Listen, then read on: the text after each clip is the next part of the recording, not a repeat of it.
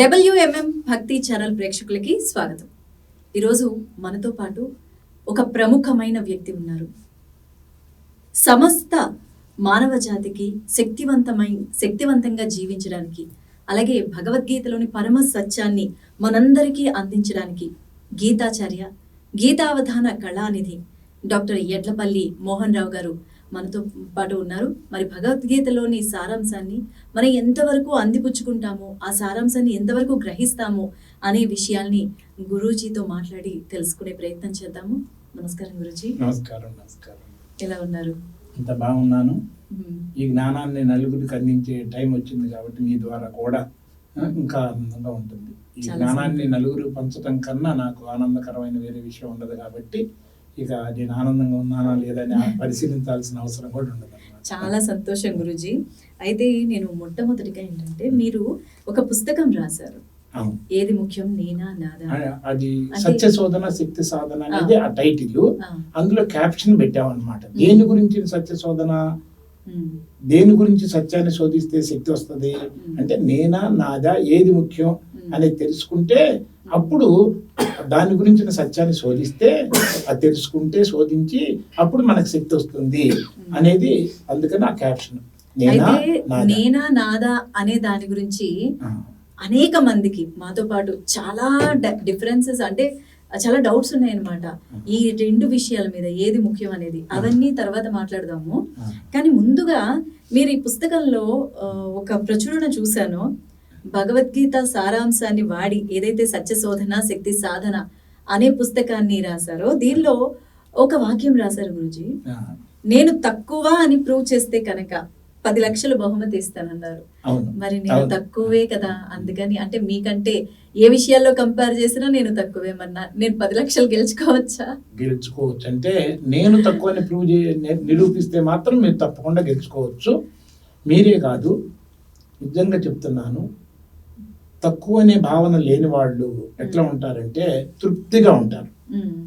ఈ రోజుల్లో పూర్తిగా తృప్తిగా ఉన్న వాళ్ళు ఏ ఒక్కళ్ళు లేరు. రాజీ పడిన వాళ్ళు తప్ప పూర్తిగా తృప్తిగా ఉన్న వాళ్ళు ఏదో ఒక వెలితితోనే ఉన్నారు. ఇది తక్కువ అన్నా, ఇన్ఫీరియారిటీ అన్నా,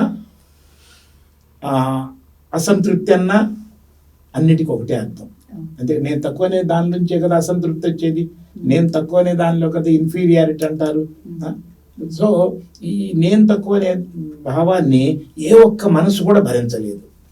సో భరించలేకపోవటం వల్ల నేను తక్కువ అని ఫీలింగ్ లో ఉన్నప్పుడు ప్రశాంతత పోతుంది, ఏకాగ్రత పోతుంది, జ్ఞాపక శక్తి పోతుంది, దాంతో సృజనాత్మకత క్రియేటివిటీ పోతుంది, సర్వశక్తులు పోవటమే కాకుండా నేను తక్కువ అనే భావాన్ని భరించలేక మనసు నరకం పేరుతో మరణాన్ని అనుభవిస్తూ ఉంటుంది. ఇది దాదాపు 99.9% ప్రతి ఒక్కళ్ళు అనుభవిస్తుంది. కాబట్టి కొంతమందిలో ఈ ఇన్ఫీరియారిటీ, నేను తక్కువ అనే ఆత్మ న్యూనతా భావన కొంతమందిలో కొంచెం తక్కువ ఉండొచ్చు, కొంతమందిలో కొంత ఎక్కువ ఉండొచ్చు. నేను తక్కువ అనే భావాన్ని కొంతమంది ఎక్కువగా అనుభవించేటప్పుడు అది ఎంతవరకు వెళ్తుందంటే దాన్ని డిప్రెషన్ అంటారు. డిప్రెషన్ అని తెలుగులో ఏమంటారు కానీ డిప్రెషన్ అంటారు. ఆత్మన్యూనత బాగా ఎక్కువైతే డిప్రెషన్ అంటారు. ఆ డిప్రెషన్లో ఆ దుఃఖాన్ని భరించలేక వాళ్ళు ఎంతవరకు అంటే ఆత్మహత్య చేసుకునే స్థితికి కూడా వెళ్ళిపోతూ ఉంటారు. ఇదే ఇంకొక రకం కూడా అనొచ్చు, అవమానాన్ని భరించలేక. అవమానం అన్నా నేను తక్కువ అన్నా ఒకటే కదా, అవునా? ఎవరో ఒక మాట అంట వల్ల నా విలువ పోయి నేను తక్కువ అయ్యాను అనే భావమే కదా అవమానం అంటే. కొంతమంది అవమాన భారాన్ని భరించలేక, తట్టుకోలేక, ఆ నరకాన్ని తట్టుకోలేక దాని నుంచి తప్పుకోవటానికి నేను ఉంటే కదా నలుగురు నా గురించి ఈ డెట్ట చేశాడు, ఆ డట్ట చేశాడు, ఈ తప్పు చేశాడు అని ముళ్ళు మాటలతో గుచ్చేది. వాళ్ళు గుచ్చుతుంటే ఇంకా నాకు తక్కువ అనే భావంతో నరకాన్ని ఇంకెక్కువ అనుభవిస్తాను కదా. మరి దీని నుంచి తప్పించుకోవాలంటే అసలే ఈ తక్కువ అనే భావంతో ఉన్న బాధ వల్ల ఉన్న జ్ఞానం కూడా పోయింది కదా.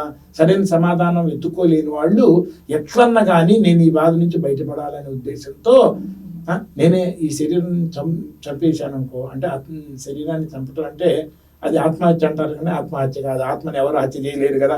కానీ శరీరాన్ని చంపుకోవడాన్ని ఆత్మహత్య అంటున్నారు, అది వేరే సంగతి. అయితే బలవన్ మరణం శరీరాన్ని కల్పించడం వల్ల అప్పుడు ఎవరు ఏమనలేరు, ఇక ఫర్దర్ అవమానం అంటూ ఉండదు.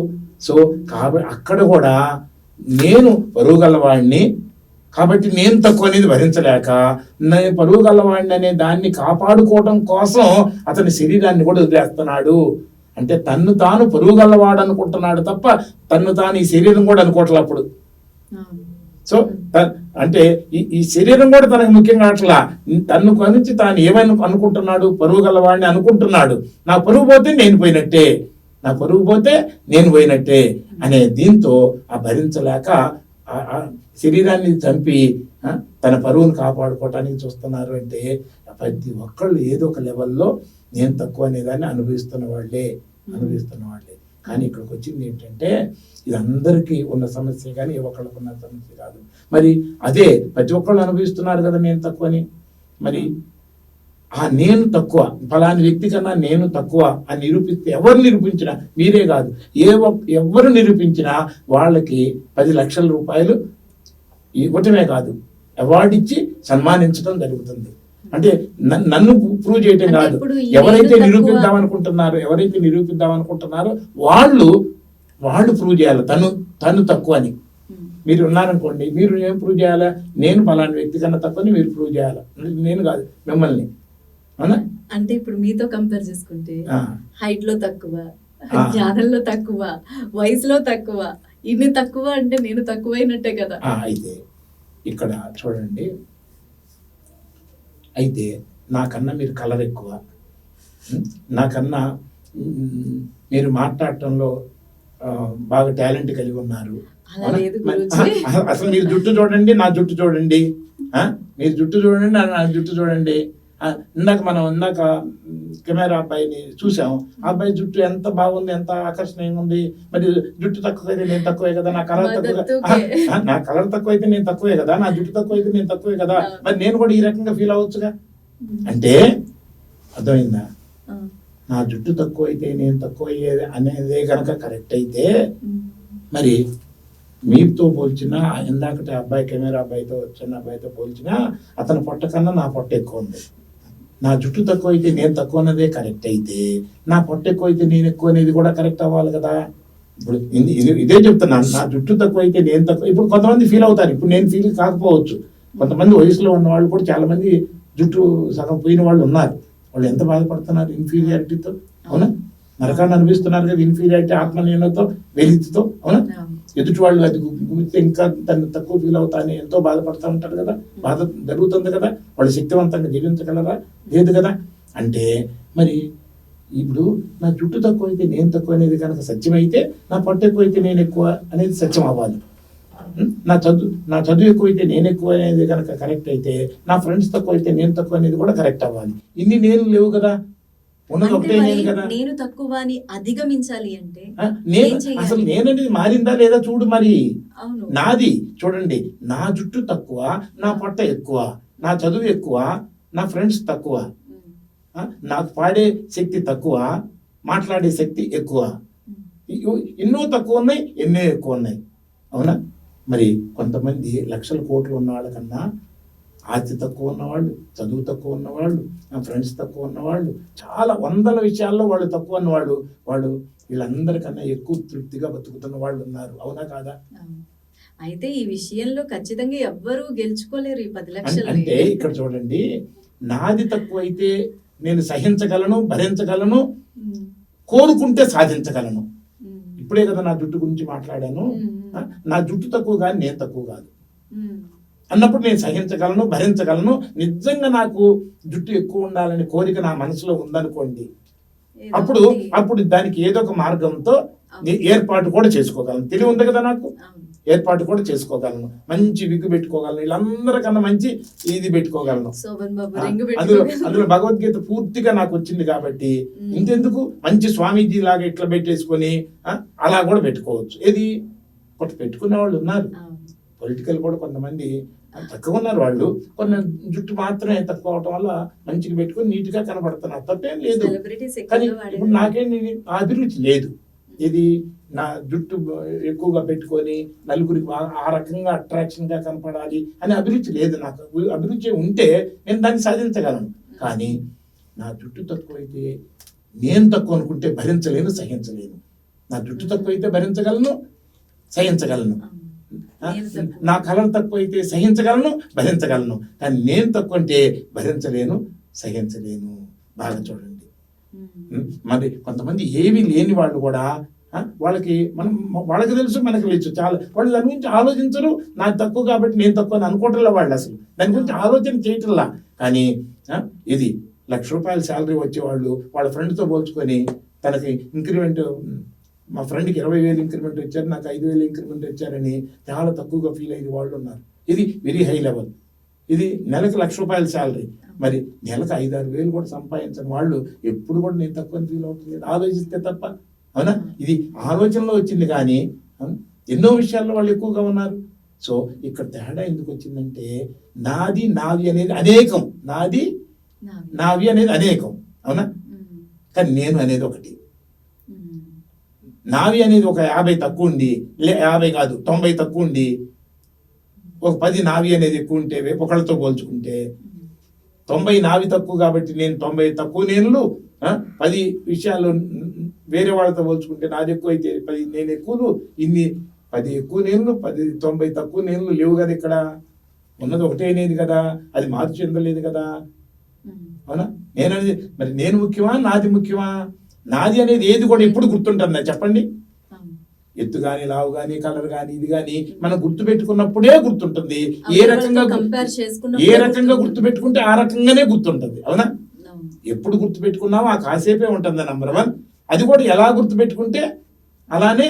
ఇప్పుడు ఇది ఊడింది అనుకోండి, మేము మీరు అందరూ అనుకుంటున్నట్టు నేను పెద్ద మేధావిగా ఎక్కువ ఆలోచించడం వల్ల బొర్రె ఎక్కువైపోయి అది నా విజ్ఞానానికి గుర్తేమో అని అట్లా కూడా అనుకోవచ్చుగా.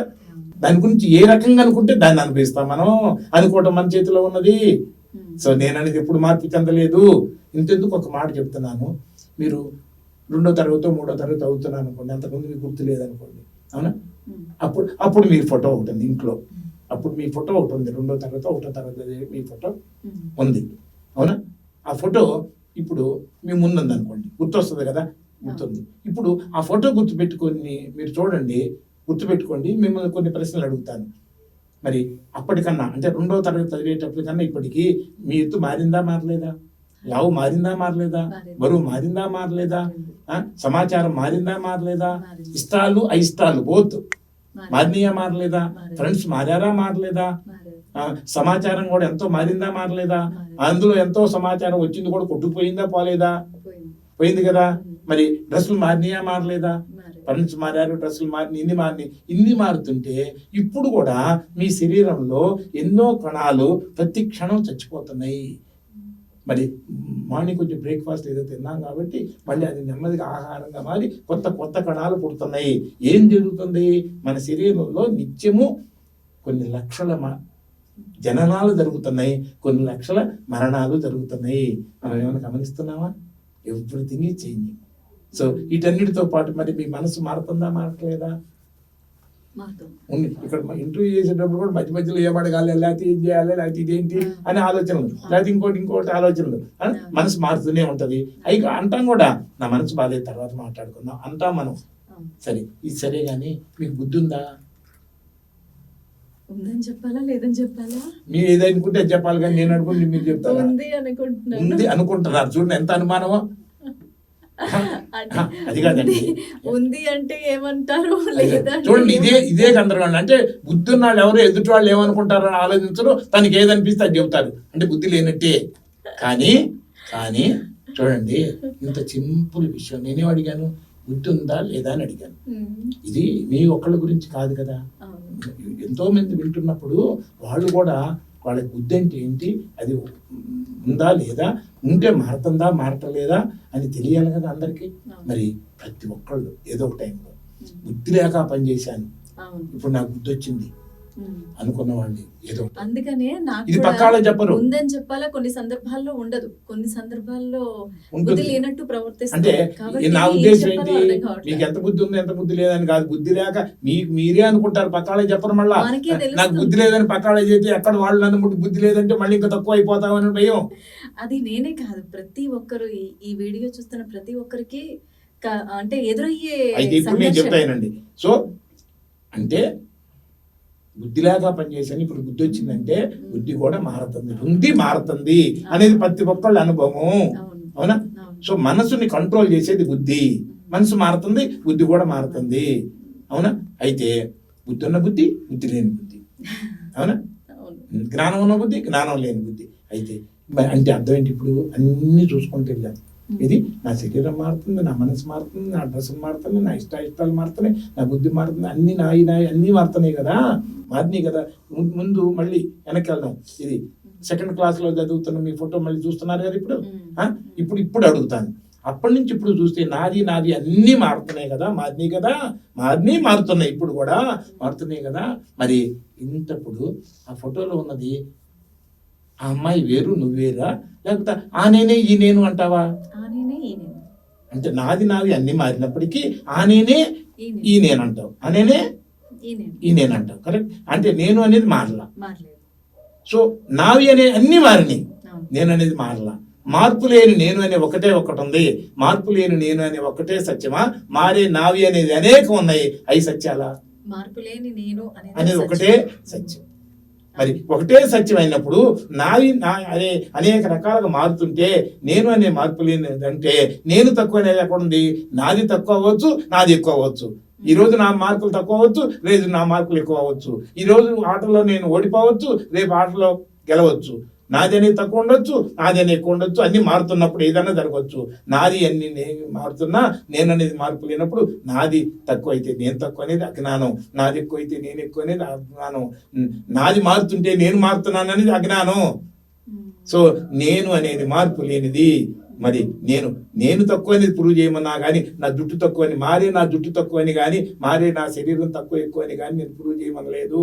ఏ నేను అతి ముఖ్యమో, ఏ నేను అనేది ఎప్పుడు గుర్తుంటుందో, చెయ్యి కానీ, కాళ్ళు కానీ, జుట్టు కానీ, మనసు కానీ, ఇది కానీ అప్పుడప్పుడు అలా మనసులో గుర్తొచ్చిపోతూ ఉంటాయి. అది కూడా ఎలా గుర్తు తెచ్చుకుంటే అలా గుర్తొస్తాయి, పోతుంటాయి. కానీ నేను అనేది ఎప్పుడు మీకు గుర్తుంటూనే ఉంటుంది. గుర్తులే, చూస్తున్నాను, వింటున్నాను, మాట్లాడుతున్నాను, కూర్చున్నాను, తింటున్నాను, వండుతున్నాను. ఉన్నాను అనే భావన, ఉన్నాను అన్నా నేను ఉన్నాను అనే రెండు ఒకటే కదా. ఉన్నాను అనే భావన లేకుండా ఎప్పుడు లేదు. ఆ ఉన్నాను అనేది నేను అనేదే ఇది. మనం నిజంగా అది మార్పు చెందదు, అది ఏం మాట్లాడదు. కానీ మనకు లోపల నుంచి తెలుస్తుంది, ఉన్నాను అనేది ఒకటి ఉన్నది, మార్పు లేకుండా ఉన్నది అని తెలుస్తున్నది. దీన్ని మనం ఒకరికొకరు చెప్పుకోవడానికి తెలుగులో మనం ఏర్పరచుకున్న భాష నేను అనేది. ఇంగ్లీష్లో మనం ఏర్పరచుకున్న భాష అయామ్ అని, అయామ్ అని. అదే హిందీలో అయితే మై హూ అని. అవునా? అదే సంస్కృతంలో అహం అస్మి అనే భావన. అహం అంటే నేను. ఇప్పుడు అహం అనే పదానికి చాలా మంది నెగిటివ్ గా కూడా ఆలోచిస్తూ ఉంటారు. చూడండి, నేను అనేది మార్పు లేని సత్యం ఏదైతే ఉందో, నేను అనేది మన తెలుగులోనే నేను అనేది అంటాం, సంస్కృతంలోనేమో అహం అంటాం. అహమే సత్యం. అదే ఇప్పుడు చూడండి, ఇందాటి నుంచి మాట్లాడుతున్నా, నావి అన్ని మారుతున్నాయని గమనించారు కదా, నేను అనేది మార్పు లేదని గమనించారు కదా. అలానే నావి కూడా అన్ని మారినాయి కదా, మారుతున్నాయి కదా. ఈ మారే నా శరీరానికి, నా మనసుకి, నా బుద్ధికి, నాది అన్నిటికీ ఆధారంగా ఉన్న ఏ నేనైతే ఉందో అది మార్పు లేకుండా సత్యమై ఇక్కడ కూడా ఉంది కదా, అక్కడ కూడా ఉంది కదా. ఈ నేనికి ఆ నేనికి తేడా ఉంటుందా? మారే శరీరాల్లో తేడా ఉంది, మారే డ్రెస్సుల్లో తేడా ఉంది. కావాలంటే మీరు కూడా ప్యాంట్ షర్ట్ వేసుకోవచ్చు, కాలేజీ, అవునా, ఏదైనా చేసుకోవచ్చు, ఇన్ని మార్చుకోవచ్చు కూడా. మారే వాటిల్లో అన్నింటిలో తేడా ఉంది. మారే శరీరం, మారే మనసు, మారే బుద్ధి. అవునా? అమ్మాయి కాబట్టి మీరు ఫిజికల్గా, నా శరీరం అమ్మాయి, మనసు అమ్మాయి కదా. అలాంటప్పుడు కదా మరి ఒక 2 పెగ్గులు విసికి తాగుదామంటే చీ అంటారు. అంటే మారే మనసులు ఏదో ఒక టైంలో టెంపరీగా ఏకీభవించవచ్చు. మారే మనసులో ఒక రాయి నేను ఇటేసామనుకోండి, మీరు ఒక రాయి అటేసారనుకోండి, మధ్యలో తగిలితే తగలొచ్చు, తగిలి మళ్ళీ విడిపోతాయి, తగలకుండానే పోతాయి. కలిసినా కూడా ఎంతసేపు కలుస్తున్నాయి? కొద్దిసేపు. ఇది నదిలో కొట్టుకెళ్ళే 2 కర్రలు అలా కొట్టుకెళ్ళి కాసేపు కలిసి మళ్ళీ కాసేపు విడిపోతా ఉంటాయి. అట్లా మనసులు. అందుకనే ఎంతటి ఇదైనా, ఎంతో అడ్జస్ట్మెంట్ కాకపోతే, రాజీ పడకపోతే ఏ ఇద్దరు మనసులు ఎప్పుడు కలవు, మారుతూనే ఉంటాయి. జీవితం కోసం, జీవించడం కోసం, బతకడం కోసం. అందరూ రాజీ పడి జీవిస్తున్నారు, అడ్జస్ట్ అయి జీవిస్తున్నారు తప్ప ఏ ఇద్దరు మనసులు 100% ఎప్పుడు కలిసి ఉంటాం అనేది సాధ్యం కాదు. ఎందుకంటే ఈ మనసు మారుతుంది, ఆ మనసు మారుతుంది. కానీ ఈ నేను, ఆ నేను, ఈ నేను సత్యమే, ఆ నేను సత్యమే. ఈ రెండిట్లో ఏ తేడా లేదు, ఎప్పుడు తేడా లేదు. ఏది తప్పు అంటే నేను ఆడ మనిషిని అనేది అహంకారం. ఎందుకంటే నేనుకి ఆకారం లేదు, మార్పు లేని నేనుకి ఆకారం లేదు. ఇప్పుడు నా శరీరం, ఈ శరీరాన్ని చూసి నేను ఆడ నేను మగ అనుకుంటున్నాం, కానీ నిజంగా 24 గంటల్లో నేను ఆడ నేను మగ అనేది కూడా ఎప్పుడు గుర్తుంటుంది. అవసరమైన కాసేపే గుర్తుంటుంది. తర్వాత నేను తెలుగు, నేను నలుపు అనేది కూడా ఆ కాసేపే గుర్తుంటుంది.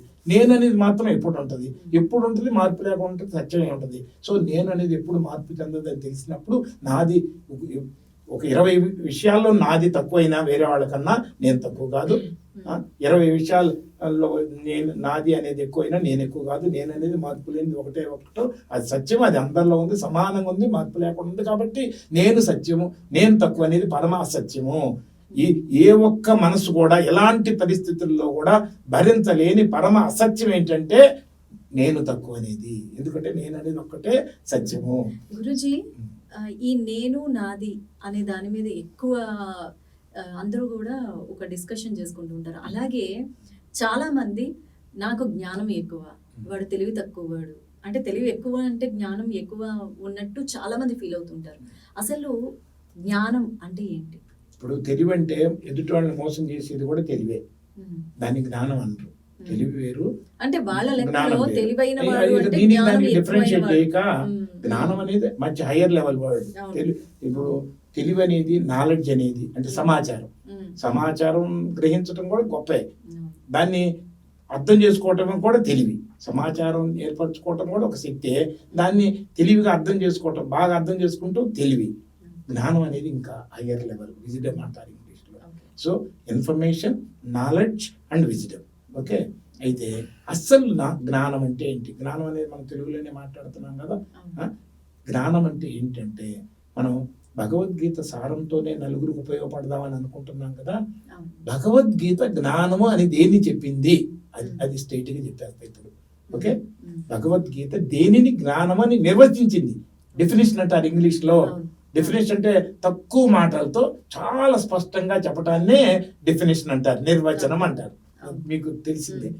భగవద్గీత జ్ఞానము అని దేన్ని చెప్పిందంటే మారే నా శరీరము, నా మనసు, నా బుద్ధి, వీటికి నావి అనే వాటికి మార్పు లేని నేను అనే దానికి మధ్య తేడాన్ని గుర్తించటమే జ్ఞానము అని నా అభిప్రాయము అనేది. ఇది భగవాన్ వాచ, భగవంతుడి మాట. మారే నావి, మార్పు లేని నేను, రెండిటి మధ్య తేడాన్ని గుర్తించటమే జ్ఞానము అని నా అభిప్రాయము. అంటే అర్థం ఏంటి? నాది అనేది ఏది ముఖ్యం కాదు, నేను అనేది మార్పు లేదు కాబట్టి అది నాశనం కాదు, అది సత్యము. నేను అనేది సత్యము, నాదేది సత్యం కాదు. నాదేదో తక్కువ అయితే నేను తక్కువ అయ్యానని రెండింటిని మిక్స్ చేసి మాట్లాడటం చాలా తప్పు. సత్యము కాదు, శాశ్వతం కాదు అని చాలా మందికి తెలుసు. కానీ సత్యం నేను అనేది సత్యం, నేను అనేది నాదనేది ఏది సత్యం కాదు, శాశ్వతం కాదు. కానీ తెలిసినా కూడా జ్ఞానం అనేది అంటే జ్ఞానం లేక ఇరుక్కుపోతున్నాం. ఇప్పుడు ఇంతెందుకండి, బుద్ధి లేదు, ఈ మాత్రం ఇంత చిన్నవి అడుగుతారేంటి, ఈ మాత్రం కూడా తెలియదు అన్నాను అనుకోండి సీరియస్ గా. అంటే ఇప్పుడు సందర్భాన్ని బట్టి అవుతుంది, మీరు ఫీల్ కాకూడదు. అదే సీరియస్ కంటే ఫీల్ అయిపోతారు, తక్కువగా ఫీల్ అవుతారు, బాధ కలుగుతుంది, కోపం వస్తుంది, ద్వేషం కలుగుతుంది, ఇవన్నీ జరుగుతుంది. కానీ నిజంగా చెప్పండి, నేను ఒక మాట అన్నంత మాత్రాన నేను కాదు, ప్రపంచంలో ఉన్న 800 కోట్ల మంది మిమ్మల్ని ఇచ్చి అన్నా నేననేది ఒక ఇంటికి వాసి తగ్గుతుందా? మీ మనసులో మీరు కలిగించుకోకపోతే.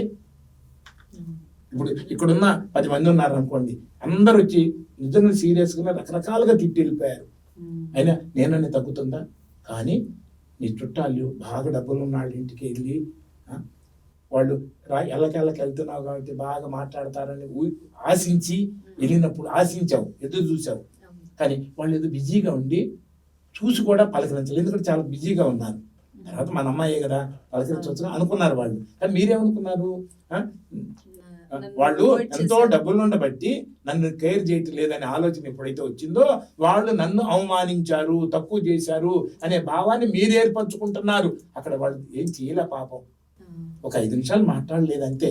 వాళ్ళ పరిస్థితిని బట్టి వాళ్ళు బిహేవ్ చేశారు. అయితే నువ్వు ఏం చేసుకున్నావు, వాళ్ళు నన్ను అవమానించారు, నాకు విలువ ఇవ్వలేదు, అవమానించారు అనే భావన ఏర్పడుకొని నేను తక్కువ అనే ఫీల్ అయ్యి, నేను తక్కువ అనే దాన్ని భరించలేక బాధపడి, ఆ బాధను వాళ్ళు కలిగించారనే కోపం తెచ్చుకొని ఆ కోపంతో ద్వేషాన్ని అనుభవిస్తూ విషాన్ని అనుభవిస్తున్నావు. కానీ నిజంగా చెప్పాలంటే 800 కోట్ల మంది నిన్ను చీయన్నా, నానా మాటలన్నా, నేను అనేది ఒక్క ఇంటికి వాసి తగ్గదు. ఈ సృష్టిలో ఏ శక్తి కూడా నేను అనే దాన్ని ఒక్క ఇంటికి కూడా తగ్గించలేదు. అలాంటప్పుడు నేను తక్కువ అనేది మహా అజ్ఞానం, మహా మూర్ఖత్వం, మహా పాపం. ఏ ఒక్క మనసు కూడా భరించలేని పరమ అసత్యం నేను తక్కువ అనేది. సో ఇది జ్ఞానం. ఎందుకంటే నేను అనేది మార్పు చెందేది కాదు, నాది అనేది ఏది ఉండేది కాదు. మార్పు చెందుతాయి, పోతాయి, వస్తాయి, పోతాయి. నేను అనేది వచ్చేది కాదు, పోయేది కాదు. అదే గురించి చాలా చక్కగా నేను నాది జ్ఞానం అసలు ఈ అంశాల గురించి చాలా చక్కగా వివరించారు. అసలు భగవద్గీత అంటే చిన్న విత్తనం నుంచి ఒక మహావృక్షంగా ఎదిగిన ఒక తీరు. సో దీన్ని మా ప్రేక్షకులకు కూడా మరింత వివరంగా మీ ద్వారా తెలియజేయాలని ప్రయత్నం చేస్తున్నాము. మరి మరొక ఎపిసోడ్లో అసలు భగవద్గీత సారాంశం గురించి మీ నుంచి మరింత ఇన్ఫర్మేషన్ తీసుకుంటామని ఆశిస్తున్నాము. Thank you. తప్పకుండా.